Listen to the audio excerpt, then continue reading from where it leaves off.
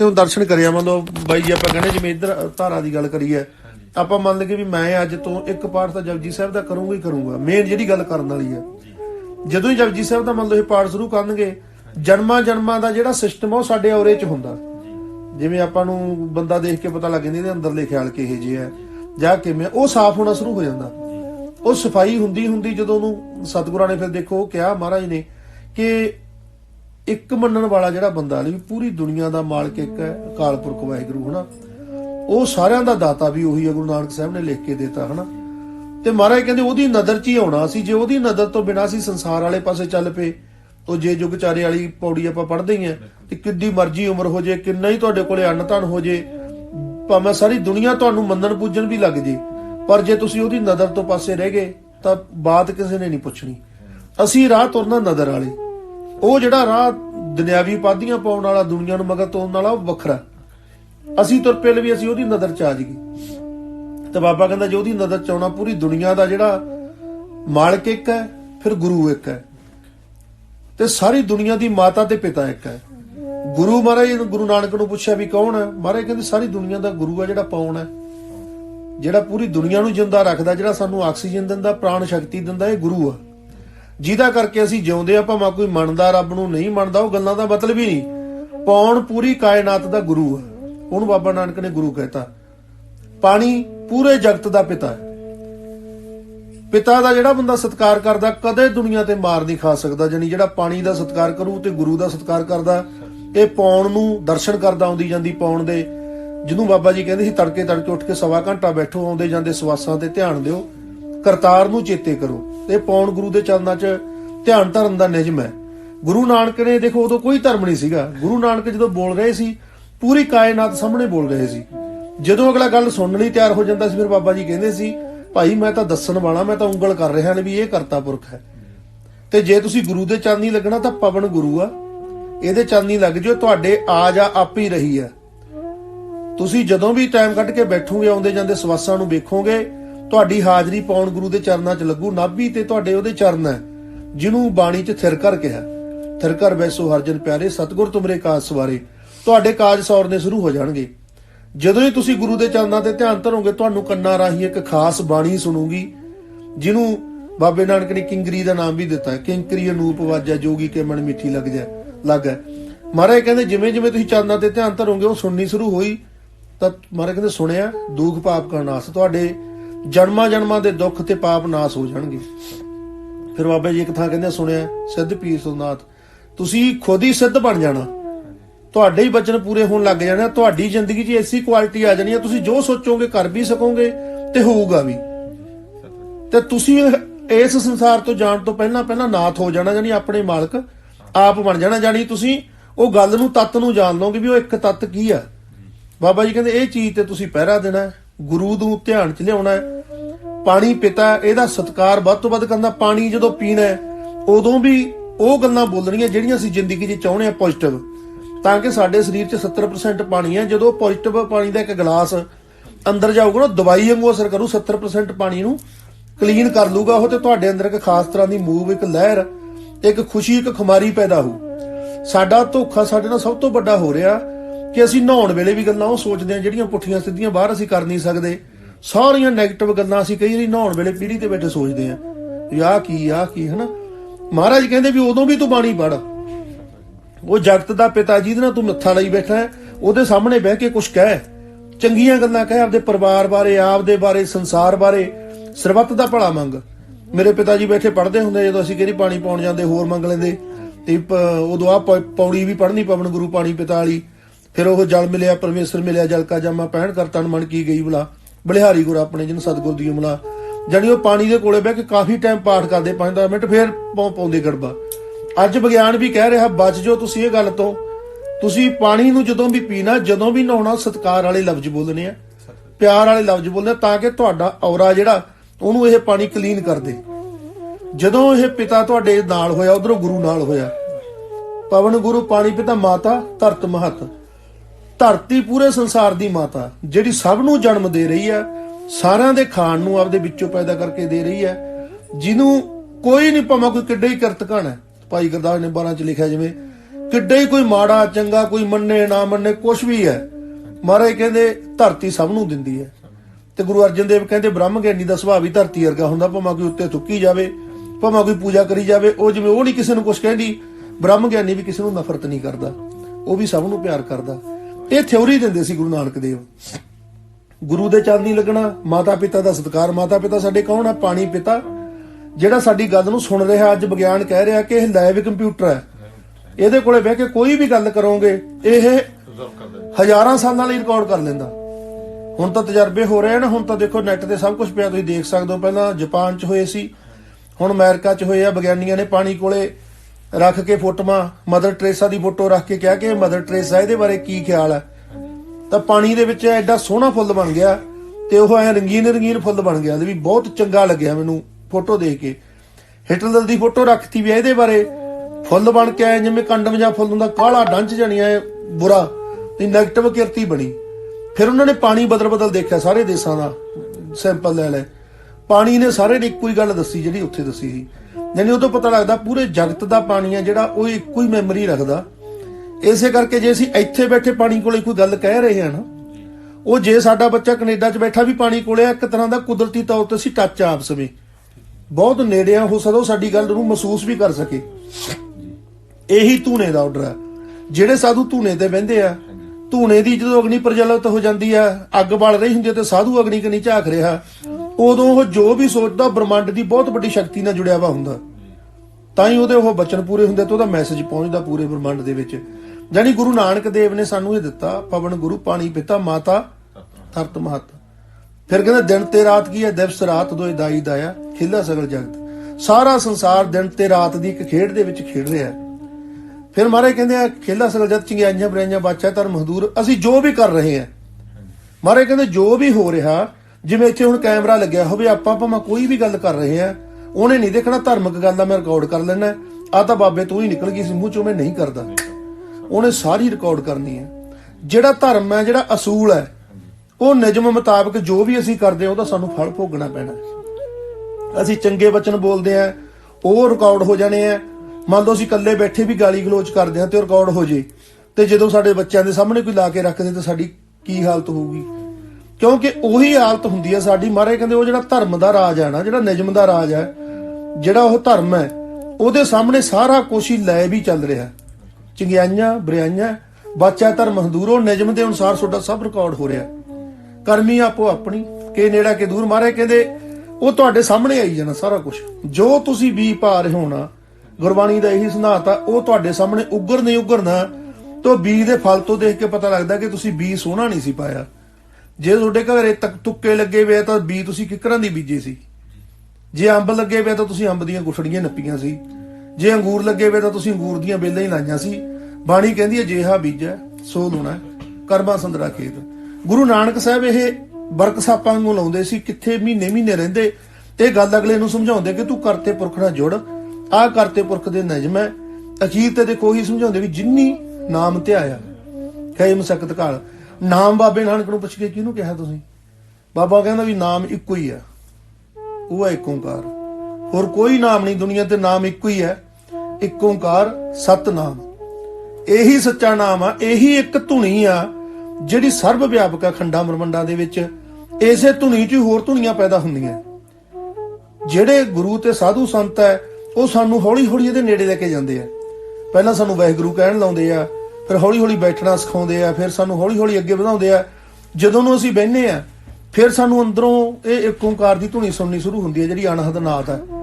ਬਾਬਾ ਕਹਿੰਦਾ ਇੱਕੋ ਹੀ ਸੱਚ ਹੈ, ਇਹੀ ਸੱਚਾ ਨਾਮ ਹੈ।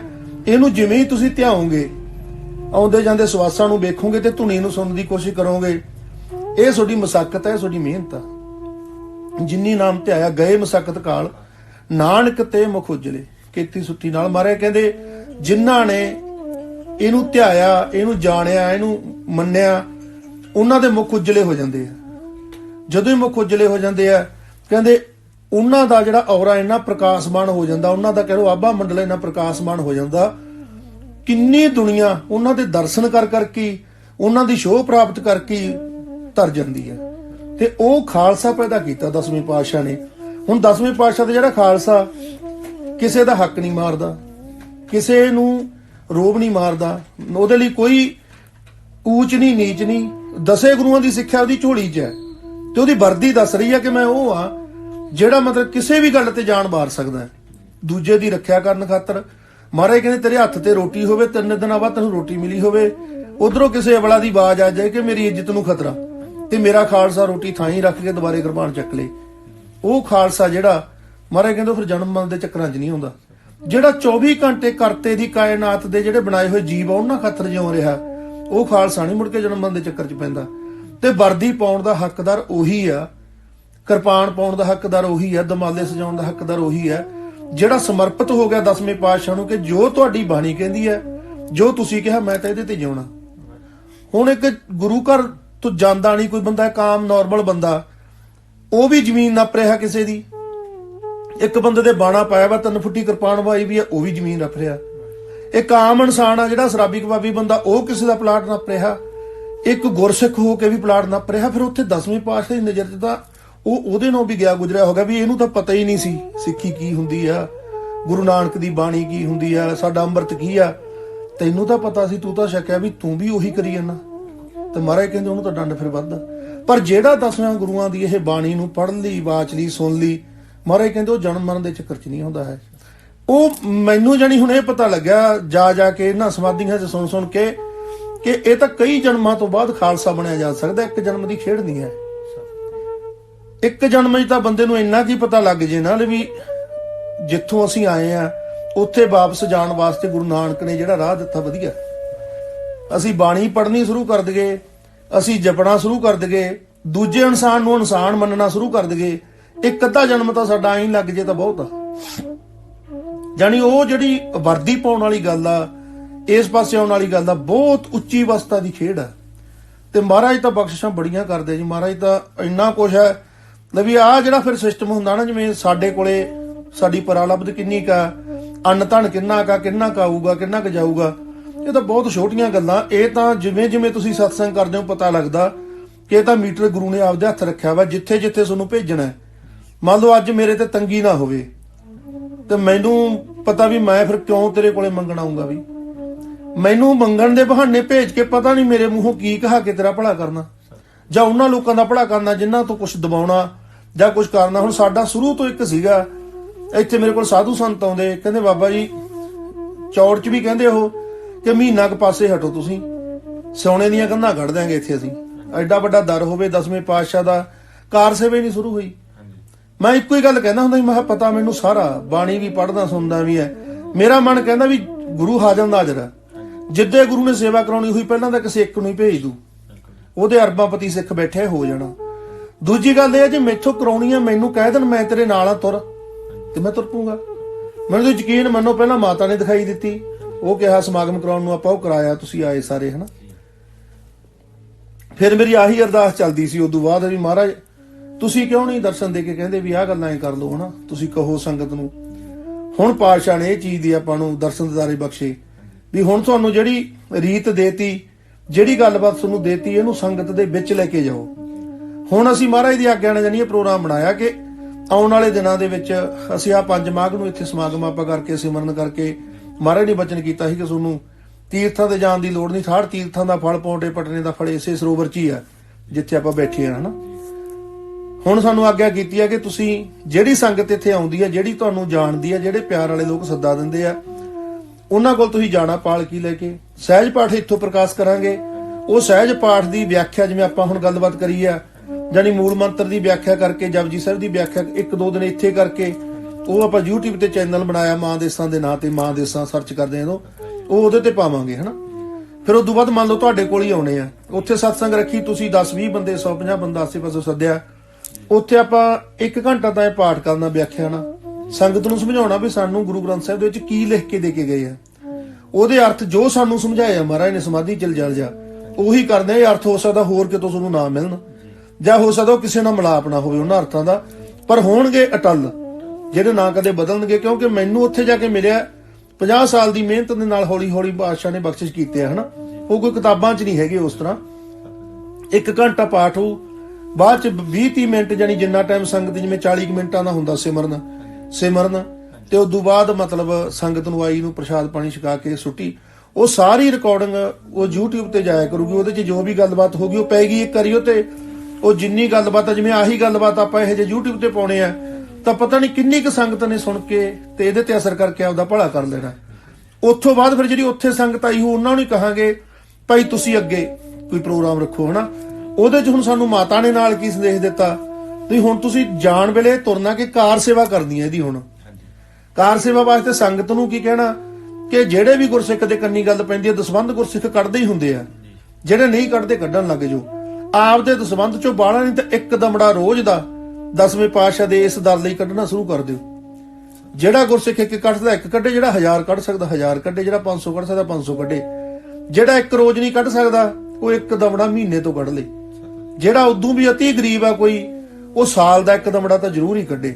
ਗਰੀਬ ਤੋਂ ਗਰੀਬ ਵੀ ਕੱਢ ਸਕਦਾ, ਮੰਗਤੇ ਨੂੰ ਵੀ 5-4 ਲਾਈਟਾਂ ਦੇ ਖੜੇ ਨੂੰ ਮਿਲ ਜਾਂਦੇ ਆ ਹਨਾ, ਉਹ ਵੀ ਕੱਢ ਸਕਦਾ। ਤੇ ਸਾਲ ਤੋਂ ਇੱਕ ਜਿਹੜਾ ਕੱਢੂਗਾ ਉਹਦਾ ਵੀ ਪ੍ਰਵਾਨ ਹੈ। ਮਾਤਾ ਕਹਿੰਦੀ ਜਿਹੜੇ ਕਿਰਤੀ ਗੁਰਸਿੱਖਾਂ ਨੇ ਜਿਹੜੀ ਨਿਉ ਧਰਨੀ ਆ ਉਹਦੀ ਇੱਕ ਅਜੂਬੇ ਦੀ ਆਹ ਬੁਰਜ ਦੀ ਸੇਵਾ ਤਾਂ ਹੋ ਹੀ ਜਾਣੀ ਆ। ਸਾਨੂੰ ਇੱਕ ਪਾਤਸ਼ਾਹ ਨੇ ਐਸੀ ਇਮਾਰਤ ਦਿਖਾਈ ਆ ਖਾਲਸੇ ਦੇ ਰੂਪ ਦੇ ਵਿੱਚ, ਜਿਹੜੀ ਕਿ ਜਿਵੇਂ ਹੁਣ ਅਸੀਂ ਦਰਸ਼ਨ ਕਰਦੇ ਸਾਨੂੰ ਤਾਂ ਉਵੇਂ ਦਿਸੀ ਜਾਂਦੇ ਵੀ ਜੇ ਮੇਰੇ ਸਾਹਮਣੇ ਬੰਦੇ ਬੈਠਣ ਤੇ ਮੈਂ ਦੱਸ ਕੇ ਉਹਨਾਂ ਨੂੰ ਕਹਿ ਸਕਦਾ ਵੀ ਐਂ ਬਣਾ ਦਿਓ, ਹੌਲੀ ਹੌਲੀ ਸਾਹਮਣੇ ਆਊਗੀ ਉਹ। ਜਾਨੀ ਦੂਰੋਂ ਦੇਖਣ ਨੂੰ ਤਾਂ ਇਹ ਲੱਗੂਗਾ, ਜੇ ਆਪਾਂ ਬਠਿੰਡੋਂ ਤੁਸੀਂ ਦੇਖੋਗੇ ਤਾਂ ਇਹ ਲੱਗੂਗਾ ਕਿਉਂਕਿ ਬੰਦਾ ਖੜਾ ਪੂਰਾ ਸਜਾ ਧਜਿਆ ਖਾਲਸਾ ਖੜਾ ਕੋਈ, ਪਰ ਜਦੋਂ ਤੁਸੀਂ ਨੇੜੇ ਆਓਗੇ ਤਾਂ ਪਤਾ ਲੱਗੂ ਇਹ 10 ਮੰਜ਼ਲੀ ਇਮਾਰਤ ਆ। ਉਹਦੇ ਅੰਦਰ ਉਹ ਜਿਹੜੇ 7 ਚੱਕਰਾਂ ਦੇ 7 ਸੈਂਟਰ ਆ ਖਾਲਸੇ ਦੇ ਅੰਦਰ, ਜਿਹੜੀ ਉਹ ਸੱਚਖੰਡ ਹੈ ਜਿੱਥੇ 10ਵਾਂ ਦੁਆਰ ਹੈ, ਥਿਰ ਘਰ ਆ, ਉਹ ਸਾਰਾ ਬਣੂਗਾ। ਮਹਾਰਾਜ ਕਹਿੰਦੇ ਬਸ ਇਹਦੇ ਚ ਇੱਕ ਐਡੀ ਵੱਡੀ ਤੁਹਾਨੂੰ ਦਾਤ ਦੇ ਦੇਣੀ ਹੈ। ਜੋ ਥਿਉਰੀ ਗੁਰੂ ਗ੍ਰੰਥ ਸਾਹਿਬ ਦੇ ਵਿੱਚ ਸਮਝਾਈ ਹੈ ਬਾਬੇ ਨਾਨਕ ਨੇ, ਜੋ ਅਸੀਂ ਅੰਮ੍ਰਿਤ ਛਕਾ ਕੇ ਦਿੱਤੀ ਹੈ, ਇਹਦੇ ਜਦੋਂ ਕੋਈ ਦੇਸ਼ ਵਿਦੇਸ਼ ਤੋਂ ਆਪਦੇ ਬੱਚਿਆਂ ਨੂੰ ਲੈ ਕੇ ਆਊ ਇੱਕ ਵਾਰੀ ਦਰਸ਼ਨ ਕਰ ਲੂ, ਉਹਨੂੰ ਇੰਨਾ ਕੁ ਪਤਾ ਲੱਗ ਜੂ ਇੱਕ ਦਿਨ ਚ ਦਰਸ਼ਨ ਕਰਨ ਨਾਲ ਸਿਰਫ ਕਿ ਮੈਂ ਕੌਣ ਹੈ, ਕਿੱਥੋਂ ਆਇਆ, ਮੈਂ ਵਾਪਸ ਕਿੱਥੇ ਜਾਣਾ, ਕਿਹੇ ਜਿਹੇ ਕਰਮ ਮੈਂ ਕਰੀ ਜਾਣਾ ਜਿਨ੍ਹਾਂ ਨਾਲ ਖੜਾ ਛੁੱਟਣਾ ਨਹੀਂ। ਜੇ ਮੈਂ ਖੜਾ ਛਡਾਉਣਾ ਤਾਂ ਮੈਨੂੰ ਆਹ ਛੱਡ ਕੇ ਆਹ ਕਰਮ ਕਰਨੇ ਪੈਣੇ ਆ। ਐਂਡ ਜਾਂਦੇ ਜਾਂਦੇ ਜਿੱਥੇ 10ਵਾਂ ਦੁਆਰ 'ਚ ਪਹੁੰਚਣਾ ਹੈ ਉੱਥੇ ਜਾਣ ਤੱਕ ਜਾ ਕੇ ਉਹਦਾ ਮਨ ਇਹ ਫੈਸਲਾ ਕਰ ਲੂ ਕਿ ਮੈਂ ਇਸੇ ਜਨਮ 'ਚ ਹੀ ਵਾਪਸ ਜਾਵਾਂ ਕਿ ਮੈਂ ਸੰਸਾਰ ਦਾ ਹੋਰ ਆਨੰਦ ਲੈਣ ਖਾਤਰ ਹੋਰ ਜਨਮ ਲੈਣੇ ਆ। ਉੱਥੋਂ ਦੋ ਰਾਹ ਵੱਖਰੇ ਹੋਣਗੇ, ਜੇ ਸੰਸਾਰ ਵਾਲੇ ਪਾਸੇ ਜਾਣਾ ਤਾਂ ਇੱਧਰ ਦੀ, ਜੇ ਨਿਰੰਕਾਰ ਵਾਲੇ ਪਾਸੇ ਜਾਣਾ ਤਾਂ ਆਹ ਰਾਹ ਚੁਣਨਾ ਮੈਂ। ਉਹਨੂੰ ਦਰਸ਼ਨ ਕਰਨ ਨਹੀਂ ਕਲੀਅਰ ਹੋਈ, ਜਿਹੜਾ ਉਹ ਸਾਰੀ ਜ਼ਿੰਦਗੀ ਘੁੰਮਦੇ ਨੂੰ ਹੋ ਗਈ, ਕਦੇ ਸੰਤਾਂ ਕੋਲੇ ਜਾਂਦਾ, ਕਦੇ ਉਹ ਪੰਡਤਾਂ ਕੋਲ ਜਾਂਦਾ, ਕਦੇ ਕਿਸੇ ਕੋਲ ਜਾਂਦਾ ਹਨਾ, ਉਹਨੂੰ ਲੋੜ ਨਹੀਂ ਪੈਣੀ, ਉਹਨੂੰ ਉੱਥੇ ਹੀ ਪਤਾ ਲੱਗ ਜਾਣਾ ਇੱਕ ਦਰਸ਼ਨ ਕਰਨ ਤੇ। ਜਿਹੜੇ ਬੰਦੇ ਨੇ 10 ਦਿਨ ਰਹਿ ਕੇ ਪਹਿਲਾਂ ਪਹਿਲੀ ਮੰਜ਼ਿਲ ਨੂੰ ਜਾਣਿਆ, ਫਿਰ ਦੂਜੀ ਮੰਜ਼ਿਲ 'ਚ ਸਤਿਗੁਰਾਂ ਨੇ ਕੀ ਬਖਸ਼ਿਸ਼ਾਂ ਕੀਤੀਆਂ ਉਹ ਜਾਣਿਆ, ਫਿਰ ਤੀਜੀ 'ਚ ਉਹਨੂੰ ਕਮ ਸੇ ਕਮ 10 ਦਿਨ ਲੱਗਣਗੇ। ਜਦੋਂ ਕੋਈ 10 ਦਿਨਾਂ ਦਾ ਟਾਈਮ ਕੱਢ ਕੇ ਆਊ ਉਹ ਤਾਂ ਮੁਕਤ ਹੋ ਕੇ ਹੀ ਜਾਊਗਾ। ਐਸੀ ਵੱਡੀ ਚੀਜ਼ ਬਣਨੀ ਆ ਜੀ ਤੇ ਲੱਗਣਾ ਵੀ ਕਰੋੜਾਂ ਰੁਪਇਆ। ਮਹਾਰਾਜ ਕਹਿੰਦੇ ਪੈਸੇ ਦਾ ਤਾਂ ਤੂੰ ਨਾ ਹੀ ਨਾ ਲੈ, ਉਹ ਤਾਂ ਕਿਸੇ ਇੱਕ ਸਿੰਘ ਨੂੰ ਕਹਿ ਦੇਣਾ, ਪਰ ਇਹ ਤੇਰਾ ਕਰਮ ਕਰਾਉਣਾ ਤੈਨੂੰ। ਗਰੀਬ ਲੋਕਾਂ ਦੇ ਵੀ ਘਰਾਂ 'ਚ ਲੈ ਕੇ ਜਾਣਾ, ਵੀ ਜਿਨ੍ਹਾਂ ਨੂੰ ਕਿਹਾ ਮਹਾਰਾਜ ਨੇ ਵੀ ਨੀਚਾ ਅੰਦਰ ਨੀਚ ਜਾਤ ਨੀਚੀ ਹੂੰ ਅਤ ਨੀਚ, ਨਾਨਕ ਤਨ ਕੈ ਸੰਗ ਸਾਥ ਵੱਡਿਆ ਸੁਖਾਰੀਸ। ਤੈਨੂੰ ਹੰਕਾਰ ਨਾ ਹੋ ਜਾਏਗਾ ਮੈਂ 50 ਸਾਲਾਂ ਤੋਂ ਬੈਠਾ ਭਗਤੀ ਕਰੀ ਜਾਂਦਾ ਸੀ ਤੇ ਮੈਂ ਤਾਂ ਬੈਠੇ ਨਹੀਂ ਪਾਲਿਆ ਤੇ ਮੈਂ ਕਿਉਂ ਕਿਤੇ ਜਾਵਾਂ ਹਨਾ। ਤੇ ਤੈਨੂੰ ਉਹ ਗਰੀਬ ਲੋਕਾਂ ਮੰਗਤਿਆਂ ਕੋਲੇ ਵੀ ਜਾ ਕੇ ਖੜਾਉਣ ਨਾਲ ਵੀ ਉਹਨਾਂ ਨੂੰ ਵੀ ਕਹਿਣਾ ਮੈਨੂੰ ਦਿਓ 1 ਰੁਪਿਆ, ਮੈਂ ਉੱਥੇ ਕੋਈ ਚੀਜ਼ ਬਣਾਉਣੀ ਆ, ਉਹਨਾਂ ਦਾ ਵੀ ਹਿੱਸਾ ਪਵਾਉਣਾ। ਇਹ ਗੇੜਾ ਮੈਨੂੰ ਸਾਲਕ ਦਾ ਟਾਈਮ ਦਿੱਤਾ ਇੱਥੇ ਵੀ ਨੇੜੇ ਦਾ, ਗਾਹਾਂ ਮਹਾਰਾਜ ਕੀ ਕਹਿੰਦੇ ਹਨਾ। ਪਰ ਇਹ ਮਹਾਰਾਜ ਕਹਿੰਦੇ ਤੇਰੇ ਵਰਲਡ ਟੂਰ ਦਾ ਹਿੱਸਾ ਜਿੱਦੇ ਤੁਰ ਪਏਗਾ ਉਹਦੇ ਤੋਂ ਵਰਲਡ ਟੂਰ ਸ਼ੁਰੂ ਆ ਤੇ ਮੇਰੇ ਗੁਰਸਿੱਖਾ ਜਿਹੜੇ ਗਾਹਾਂ ਦੀ ਗਾਂ ਤੁਹਾਨੂੰ ਸੱਦੀ ਜਾਣਗੇ। ਇਹ ਆਪਾਂ ਮੈਸੇਜ ਲੈ ਕੇ ਸਾਰਿਆਂ ਨਹੀਂ ਜਾਣਾ ਹਨਾ। ਇਹ 5 ਮਾਘ ਤੋਂ ਬਾਅਦ ਜਾਂ 18 ਤਰੀਕ ਤੋਂ ਬਾਅਦ ਸ਼ੁਰੂ ਕਰ ਰਹੇ ਆ ਤੇ ਪਹਿਲਾਂ ਇੱਥੋਂ ਬਠਿੰਡੇ ਤੇ ਕਰਨਾ ਜਿੱਥੋਂ ਸੱਦਾ ਆਜੂ। ਚਲੋ ਆਪ ਸੱਦਾ ਹਾਂਜੀ ਮਾਣ ਕਰੋ ਜੀ ਸਾਡਾ ਬਸ ਛੱਡ ਦਿਓ ਜਕਾਰਾ ਫਿਰ। ਬੋਲੇ ਸੋ ਨਿਹਾਲ ਸਤਿ ਸ੍ਰੀ ਅਕਾਲ। ਬਸ ਤੁਹਾਡੇ ਤੋਂ ਹੀ ਮਹਾਰਾਜ ਕਰੇ ਕਿਰਪਾ। ਬਸ 5 ਮਾਘ ਤੋਂ ਬਾਅਦ ਉਹਦੀ ਤੁਹਾਨੂੰ ਸਾਰੀ ਮਰਜ਼ਾਦਾ ਸਮਝਾ ਦਿਆਂਗੇ। ਠੀਕ ਹੈ ਤੇ ਵੀ ਆਪਾਂ ਜਦੋਂ ਇੱਥੋਂ ਆਉਣਾ ਤਾਂ ਉੱਥੇ ਕੀ ਮੂਹਰੇ ਹੋਣਾ ਚਾਹੀਦਾ। ਠੀਕ ਹੈ ਉਹ ਪਾਤਸ਼ਾਹ ਨੇ ਸਾਨੂੰ ਕਿਹਾ ਵਾ ਕਿ ਸਾਡਾ ਉਹੀ ਰੂਪ ਹੋਣਾ ਚਾਹੀਦਾ, ਤੁਹਾਡਾ ਵੀ ਇੱਕ ਜੋ ਸਿੰਘ ਦਾ ਰੂਪ ਆ ਖਾਲਸੇ ਦਾ ਉਹ ਹੋਣਾ ਚਾਹੀਦਾ ਕਿ ਜਦੋਂ ਤੁਸੀਂ ਜਾਓ ਤਾਂ ਫੁੱਲ ਰੱਖੇ ਹੋਣ ਸੰਗਤ ਨੇ ਲਿਆ ਕੇ, ਉਹ ਜਦੋਂ ਦਸਤਾਰ ਸਤਿਗੁਰਾਂ ਦੀ ਪਹੁੰਚੇ ਉਹਦੇ ਤੇ ਫੁੱਲ ਸਿੱਟੇ ਜਾਣ। ਫਿਰ ਉੱਥੇ ਪੂਰੀ ਤਿਆਰੀ ਨਾਲ ਜਿਵੇਂ ਤਖਤ ਸਜਦਾ ਪਾਤਸ਼ਾਹ ਦਾ ਉਵੇਂ ਉੱਤੇ ਬਾਣੀ ਦੀ ਪੋਥੀ ਰੱਖ ਕੇ ਉਹਦਾ ਪਾਠ ਕਰਨਾ, ਵਿਆਖਿਆ ਸਹਿਤ ਦੱਸਣਾ, ਸਤਿਗੁਰਾਂ ਅੱਗੇ ਬੇਨਤੀ ਕਰਕੇ ਕਿ ਪਾਤਸ਼ਾਹ ਹੋ ਜਾਓ ਹਾਜ਼ਰ, ਹੁਣ ਉਹ ਕਹਾਲੋ ਜਿਹੜਾ ਤੁਸੀਂ ਕਹਿਣਾ ਚਾਹੁੰਦੇ ਹੋ। ਕਿਉਂਕਿ ਮੈਨੂੰ ਸਤਿਗੁਰਾਂ ਨੇ ਸਕੂਲ 'ਚ ਨਹੀਂ ਪੜ੍ਹਨ ਦਿੱਤਾ, ਬਚਪਨ ਤੋਂ 5ਵੀਂ ਤੱਕ ਹੀ ਪੜ੍ਹਿਆ ਮੈਂ। ਮੈਨੂੰ ਗ੍ਰੰਥ ਹੀ ਪੜ੍ਹਾਇਆ ਇਕੱਲੇ ਜਾਂ ਗੁਰੂ ਗ੍ਰੰਥ ਸਾਹਿਬ ਪੜ੍ਹਾਇਆ, ਤੇ ਮੈਂ ਕਿਤੋਂ ਵਿਆਖਿਆ ਉਵੇਂ ਨਹੀਂ ਸਿੱਖੀ ਹੈ, ਨਾ ਮੈਂ ਕਿਤੇ ਗਿਆ, ਅਨੁਭਵ ਹੁੰਦਾ ਜੀ, ਅਨੁਭਵ ਕਰਾਇਆ। ਜੋ ਮਹਾਰਾਜ ਦਿੰਦਾ ਹੈ ਬਹੁਤ ਗੱਲਾਂ ਇਹੋ ਜਿਹੀਆਂ ਦੱਸੀਆਂ ਮਹਾਰਾਜ ਨੇ ਜਿਹੜੀਆਂ ਕਿ ਸੱਚਖੰਡ 'ਚ ਜਾ ਕੇ ਪਤਾ ਲੱਗਦਾ, ਜੀ ਜਾਂ ਕਹ ਲਓ ਸਮਾਧੀ 'ਚ ਜਾ ਕੇ ਪਤਾ ਲੱਗਦਾ, ਜਿਨ੍ਹਾਂ ਦਾ ਮੇਲ ਜੋਲ ਹੋ ਸਕਦਾ ਬਾਹਰ ਨਾ ਹੋਵੇ। ਪਰ ਜਿਹੜੇ ਪਹੁੰਚੇ ਹੋਏ ਸਾਧੂ ਸੰਤ ਉਹ ਸਾਰੇ ਹਾਮੀ ਭਰਨਗੇ, ਜਿਹੜੇ ਅਣਭਵੀ ਲੋਕ ਆ ਉਹ ਸਾਰੇ ਹਾਮੀ ਭਰਨਗੇ ਵੀ ਹਾਂ ਠੀਕ ਹੈ ਇਹੀ ਗੱਲ ਆ ਮੇਨ। ਕਿਉਂਕਿ ਉਹਨਾਂ ਦਾ ਹੋ ਸਕਦਾ ਜਿਹੜੀਆਂ ਕਿਤਾਬਾਂ ਲਿਖੀਆਂ ਪਈਆਂ, ਜਿਹੜੇ ਕੋਈ ਪ੍ਰੋਫੈਸਰ ਗੱਲਾਂ ਕਰਦੇ ਆ ਜਾਂ ਆਮ ਲੋਕ ਕਰਦੇ ਆ, ਸ਼ਾਇਦ ਉਹਨਾਂ ਨਾਲ ਉਹ ਗੱਲਾਂ ਦਾ ਮੇਲ ਬਹੁਤਾ ਨਾ ਹੋਵੇ, ਕਿਉਂਕਿ ਉਹ ਸਾਰੀ ਸਾਧਨਾ ਅੰਦਰ ਦੀ ਹੈ। ਗੁਰਬਾਣੀ ਦਾ ਜਿਹੜਾ ਜਿੰਨਾ ਸਿਧਾਂਤ ਪਾਤਸ਼ਾਹ ਨੇ ਬਖਸ਼ਿਸ਼ ਕੀਤਾ, ਮਹਾਰਾਜ ਕਿਰਪਾ ਕਰਨ, ਮਾਤਾ ਦੇਸਾ ਕਿਰਪਾ ਕਰੇ ਹਨਾ, ਤੇ ਸਤਿਗੁਰੂ ਰਹਿਮਤ ਕਰਨ। ਬਸ ਫਿਰ ਇਹ ਅਸੀਂ ਹੁਣ ਆਹੀ ਬਣਾਈ ਜਾਂਦੇ ਸੀ ਵਿਆਹ ਤੇ ਸਿੰਘਾਂ ਨੂੰ। ਮੈਂ ਕਹੀ ਜਾਂਦਾ ਸੀ, ਮੈਂ ਕਿਹਾ ਕਰੀ ਸ਼ੁਰੂ ਚ ਭਾਵੇਂ ਅਨੋਵਾ ਗੱਡੀ ਆਪਾਂ ਕਿਸੇ ਨੂੰ ਕਹਿ ਕੇ ਕਿਰਾਏ ਤੇ ਲੈ ਲਓ ਮਹੀਨੇ ਵਾਸਤੇ, ਉਦੋਂ ਨੂੰ ਕਿਸੇ ਨਾ ਕਿਸੇ ਨਾਲ ਪਾਸੋਂ ਸੰਗਤ ਨੇ ਉਪਰਾਲਾ ਕਰ ਲੈਣਾ, ਤੇ ਆਪਾਂ ਮੈਂ ਕਿਹਾ ਗਾਹਾਂ ਦੀ ਗਾਹਾਂ ਫਿਰ ਮੁੜਨਾ ਨਹੀਂ ਵਾਪਸ, ਕਿਉਂ ਇੱਥੇ ਰਾਜਸਥਾਨ ਦੇ ਤਾਂ ਕਈ ਸੱਦੇ ਆਏ ਪਏ ਆ, ਤੇ ਵੀ ਤੁਸੀਂ ਇੱਧਰ ਜਦੋਂ ਆਓਗੇ ਤਾਂ ਇਹਨਾਂ ਥਾਵਾਂ ਤੇ ਜ਼ਰੂਰ ਆਇਓ। ਗੁਰਸਿੱਖ ਜਿਹੜੇ ਗੁਰੂ ਘਰਾਂ 'ਚ ਹੀ ਆ ਉਹ ਤਾਂ ਸਿੰਘ ਆਪਣੇ ਹਨਾ, ਤੇ ਉਹ ਚਲੋ ਮਹਾਰਾਜ ਕਿਰਪਾ ਕਰਨ। ਹੁਣ ਆਪਾਂ ਤੁਹਾਡਾ ਆ ਹੀ ਗਿਆ ਹਨਾ, ਹਾਂ ਤੁਸੀਂ ਦੇਖੋ ਸੱਦ ਰਹੇ ਆਪੇ ਹੀ ਹਨਾ, ਆਪੇ ਹੀ ਸੱਦ ਰਹੇ। ਹੁਣ ਅਸੀਂ ਆਏ ਤਾਂ ਹੁਣ ਕਹਿਣ ਨੂੰ ਤਾਂ ਮੈਂ ਇਹਨੂੰ ਸਿੰਘ ਨੂੰ ਕਹਿੰਦੇ ਵੀ ਤੁਹਾਡੇ ਘਰੋਂ ਸ਼ੁਰੂ ਕਰਾਂਗੇ, ਇਹ ਵੀ ਕਹਿ ਸਕਦਾ ਹਨਾ, ਪਰ ਨਹੀਂ, ਉਹ ਕਿਉਂਕਿ ਉਹਦੇ ਹੱਥ ਆ ਮਾਲਕ ਦੇ।